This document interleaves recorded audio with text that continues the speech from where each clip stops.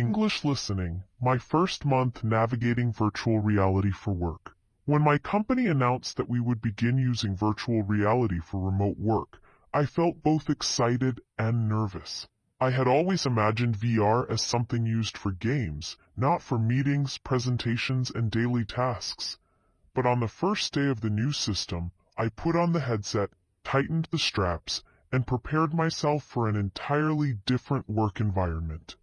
The moment the screen lit up, I found myself standing in a bright virtual office with floating menus, large windows overlooking a digital city, and coworkers represented as realistic avatars. It felt strange, but also surprisingly comfortable, like stepping into a futuristic world designed to make work more engaging. My first challenge was learning how to move around. I kept turning too sharply, walking into virtual desks, and accidentally opening menus I didn't understand. At one point, I waved my hand to greet a colleague, but instead I opened a huge 3D spreadsheet right in front of my face. Everyone laughed, including me. It was embarrassing, but it broke the tension and made me feel more relaxed. By the end of week 1, I began to understand the controls. I practiced grabbing virtual objects, writing notes in the air, and switching between different workrooms. One of my favorite features was the focus pod, a small, quiet space floating above a calm ocean scene. When I entered it, background noise disappeared, and I could work peacefully. It felt like meditation and productivity combined. In week 2, we started having team meetings inside a VR conference room. Instead of looking at flat images on a computer screen, we sat around a large digital table and used our hands to point at charts, move models, and highlight ideas. It felt more interactive than any online meeting I had ever experienced.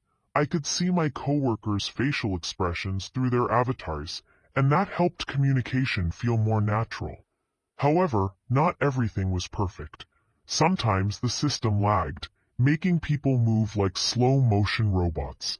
Other times, someone's avatar froze in a weird pose, causing the whole team to laugh. I also had to take breaks because wearing the headset too long made my eyes tired. But these small issues became part of the learning process, and no one expected perfection. During week 3, I discovered how VR could improve creativity. Our design team invited me to a brainstorming room filled with floating idea bubbles.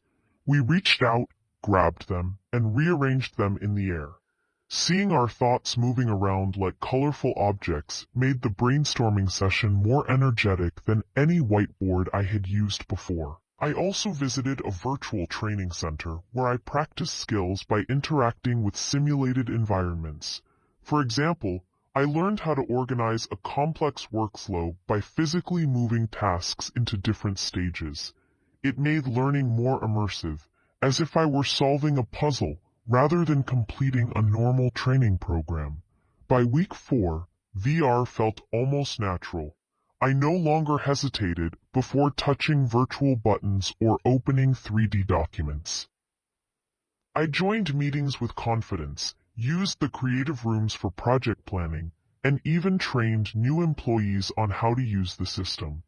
The fear I felt at the beginning had disappeared, replaced with curiosity and excitement. On the last day of my first month, I removed the headset after a long session and sat quietly, reflecting. Virtual reality had not replaced real-life work, but it had changed how I interacted with my team. It made communication more dynamic, collaboration more visual, and learning more engaging. Most importantly, it reminded me that adapting to new technology requires patience, openness, and a willingness to make mistakes. I realized that VR was not just a tool. It was a new way of seeing work, connecting with people, and imagining possibilities. And my first month was only the beginning of that journey.